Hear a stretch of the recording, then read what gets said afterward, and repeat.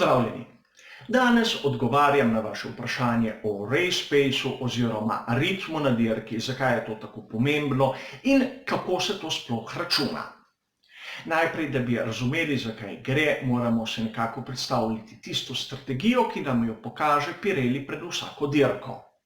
Jasno nam pokaže, da po njihovih predvidevanjih naj bi bila najboljša varianta za ekipe, da določeno število krogov vozijo na eni trdoti pnevmatik, nato grejo na menjavo, vzamejo drugo trdoto in odpeljejo na primer do konca. Ponavadi dajo 3, lahko tudi več variant, lahko jih tudi menjajo med samo dirko. Seveda, to morajo ekipe spraviti v realnost. V tistem območju, katerega Pirelli na primer nam napove določeno trdoto, imenovano stint, naj bi vozili z optimalno hitrostjo. Optimalna hitrost, to se pravi tista maksimalna še dovoljena, da bojo pnevmatike zdržale tisto število krogov. Naprimer, če vozijo prepočasi, pač z njihovega rezultata ne bo nič, če vozijo prehitro s previsokim ritmom, se lahko pnevmatike obrabijo oziroma kaj hujšega in ne bojo zvozili določenega števila krogov. Seveda, vse ekipe imajo simulatorje in te igrice preigrajo tej razvojni vozniki daleč od dirkališča. A treba je te podatke spraviti v realnost, zato imamo proste treninge. Sicer na prvem prostem treningu v petek zjutraj se bolj preveri, da je bolid pravilno sestavljen, se pogleda kakšne nove komponente, nove dele, kako se obnašajo, se skuša popraviti tiste napake, vidimo, kako še enkrat bolidi vozijo s to barvo fosforescentno, katero kaže zračni tok, uporablja se kakšne testne voznike.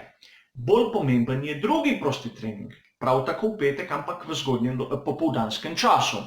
Ta se izvrši na istem času dneva kot kvalifikacije in dirka sama. To se pravi, temperature naj bi bile podobne, primerljive s tistimi v soboto in nedeljo. Tu se izvršijo simulacije kvalifikacij, kar vidimo na končnem času na tisti tabeli, kdo je najhitrejši, je tam hitro razvidno in tudi simulacije dirke.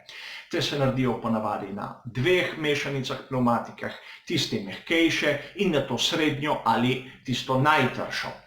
To tudi vidimo nekako na tisti tabeli pnevmatik, ki jih da Pirelli pred izborom, če vidimo, da v ekipi imajo asimetrični izbor. Naprimer, da en voznik v ekipi ima eno srednjo pnevmatiko več, drugi pa eno tršo. No. Kako so vozniki izbrali te pnevmatike, v kakšnem zaporedju grejo ven, dobimo mi ta podatek iz naprimer vsake tabele, ki nam pokaže čas. Ko vidimo te krogce, vsak krogec pomeni izhod iz boksov na določenem tipu pnevmatik. Vidimo na mnogih tudi razliko med novim setom in rabljenim setom. Seveda, za kako računjenje rabimo tudi čase na krog, kar je logično, a te so javni in te so uradni. Treba je samo pogledati na uradno stran FIA, FIA.com, tam izbrati dirko, ki nas zanima, to se pravi veliko nagrado, tisto, katero bomo računali, tam iti na razdelik Event and Timing Information, tam se izbere naprimer Second Practice in Lap Times. Lap Times nam da razpredelnico z vsakega voznika posebej v prostem treningu, kakšne čase na krog je naredil. No, sedaj imamo tiste pnevmatike, ki jih je rabil in čase na vseh krogih. Treba je dobiti tiste simulacijo dirke. Simulacija dirke je tista zaporedje krogov, ko je skušal držati ritem, to se pravi čim bolj podoben ritem na krog, čim bolj podoben čas na krog. Seveda, brisati moramo tisti izhodni krog, seveda, ko je šel iz boksa in tistega, ki se je vračal, mislim, da je to jasno.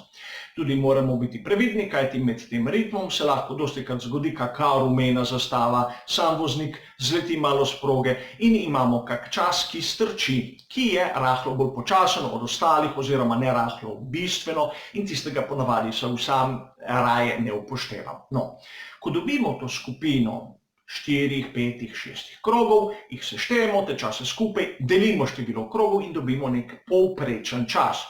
Povprečen čas, katerega nekako vežemo na tisti tip pnevmatike. To lahko naredimo za vse ekipe, za vse voznike in nato te čase primerjamo med sabo.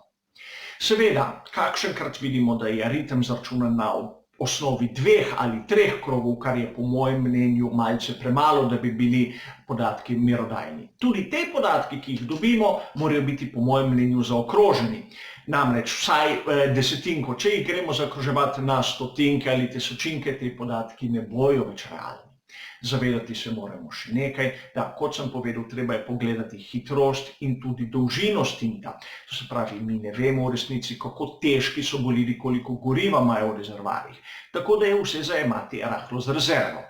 A vseeno, če se gre to zaračunati oziroma pogleda v kakšni literaturi, kako so to zaračunali drugi, na kakšnih drugih člankih, nam je lahko jasno, kak ritem bojo imeli določeni bolidi na določeni pnevmatiki, kajti vidimo lahko, da na recimo mehkejši pnevmatiki ima en bolid hitrejši ritem, na drugi, lahko trši pnevmatiki, pa njihov nasprotnik. In ko imamo ta občutek, ta podatek nekje v podzavesti, lahko tudi med dirko predvidevamo, kako se bo odvivala dirka sama, kdaj bojo šli na postanek in tako naprej. Seveda, treba je malce dela, malce discipline, a se da, ni nobena taka skrivnost, nobena zakomplicirana stvar, več dela kot vsega drugega. Upam, da sem malce razjasnil, zakaj je pomemben race pace oziroma ritem in kako se ga izračuna. Hvala za vašo pozornost in nasvidenje.